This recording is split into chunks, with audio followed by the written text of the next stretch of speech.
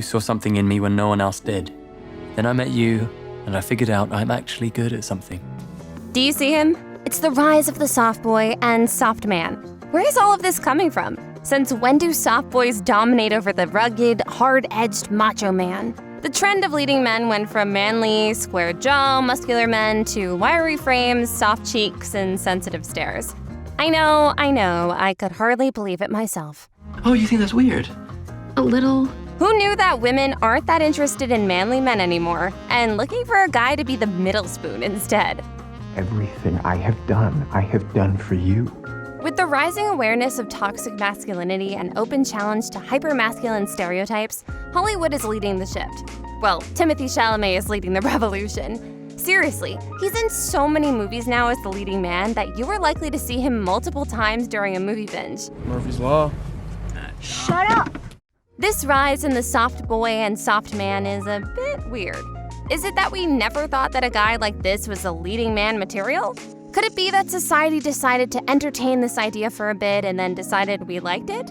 Or was it all some clever scheme to get us to start looking at the soft boy as a romantic interest? It's hard to say.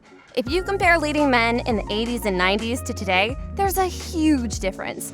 We value brains over brawn. Women no longer want to be the damsel in distress, but looking for intellectual and emotional equals. Someday I'll explain it to you. Actors like Timothée Chalamet are dominating the entertainment industry, defeating toxic masculinity tropes that plagued movies and TV for decades. He has more traditionally feminine features. He's less macho and more sensitive. You couldn't say that he's captain of the football team. Instead of out on the field, you'd find him in the library reading poetry. It's nothing to be ashamed of. In movies of the past, soft boys were the target of bullying and mocked for being emotionally vulnerable. Then we have actors who play hyper-masculine characters on screen and then turn out to be soft boys in their regular lives. Take Chris Evans, for example. While he was playing the super muscular, masculine Captain America on screen, he's a pretty sensitive guy in real life. He's very, very huggable. I can argue that Captain America is a soft boy who just happened to get a superhuman serum since he started out as a soft boy in the beginning. How'd you feel? I told her. But this trend isn't exactly new, and yet it's hard to pinpoint exactly when this trend started. We've been seeing bits and pieces of it for some time. I can argue that one of the first soft boys is Elvis Presley.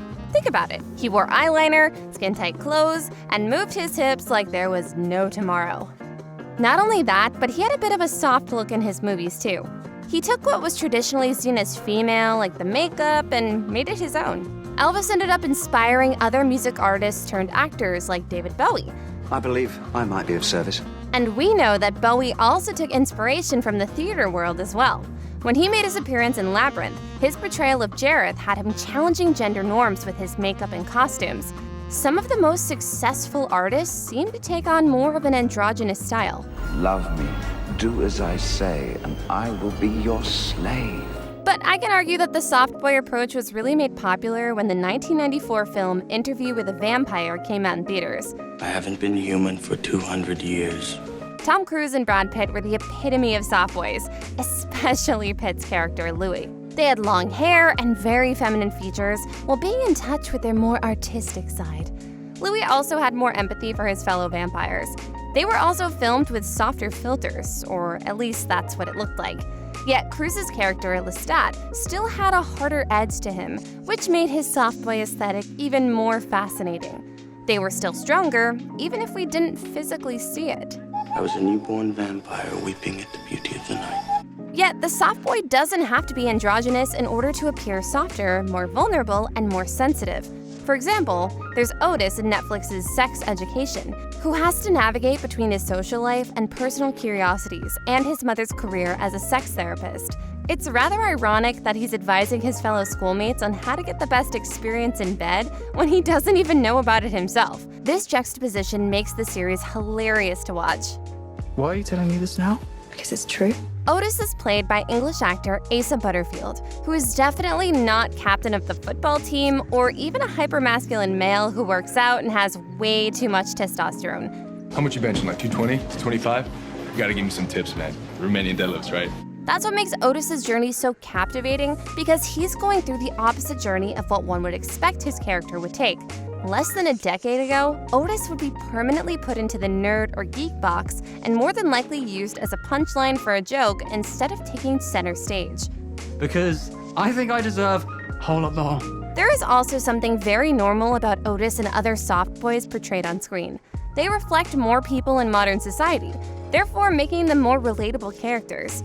Not every male looks like a frat boy with muscles, latest fashion choices, and emotionally unavailable. The rise of the soft boy offers validation for the more tender guys that exist today. Keep talking. Actually, that's it. What's really interesting is that Asa Butterfield isn't the only English soft boy to be making waves. Picking his luck. English actor Alex Lawther, famous for playing the role of James in the dark comedy The End of the Effing World. I'm 17, and I'm pretty sure I'm a psychopath. Even though James believes he's a psychopath, the audience can't help but sympathize with him and create emotional connections. But British soft boys aren't alone. American soft boys like the previously mentioned Timothée Chalamet aren't showing signs of stopping. Noah Centineo also tops the social media charts when it comes to this trend. In fact, his Twitter account has been declared the online hub for soft boys. The way he uses his social media presence to express his artistic ways with a dash of emotional vulnerability makes him quite the popular star. So why do you like this movie? Hello, Jake Ryan. I'm way better looking than that guy. Furthermore, the soft boy rarely got the girl in the movies and TV shows. In fact, their pursuit of the popular girl was the punchline for multiple jokes. Maybe she didn't like you. Maybe she knows you're poor and haven't paid your rent. But in these new characters, not only does the soft boy get the girl, but you're rooting for him the entire time to dominate the popular kids. Everyone's thinking about you. So it seems that the soft boy has always been there, but he's been in the background. Recent times have pushed him into the spotlight and given him dominance over other character types in the movie and film business. Perhaps it's a reflection of the needs and desires of the modern audience. As mentioned in the beginning of this video, women are looking for equality in their relationships and romantic interests. The constant trope of needing to be saved and having the man dictate the course of the adventure. It's funny because I thought I was talking about what I wanted, and Yeah, you were. yeah. There's something refreshing watching the main character go through not only extraordinary challenges, but also rather normal, everyday situations. The soft boy seems to have made the entertainment business more relatable and audiences feel seen. As we move away from endorsing toxic masculinity, we are embracing the idea that men are allowed to be more sensitive and have a softer side.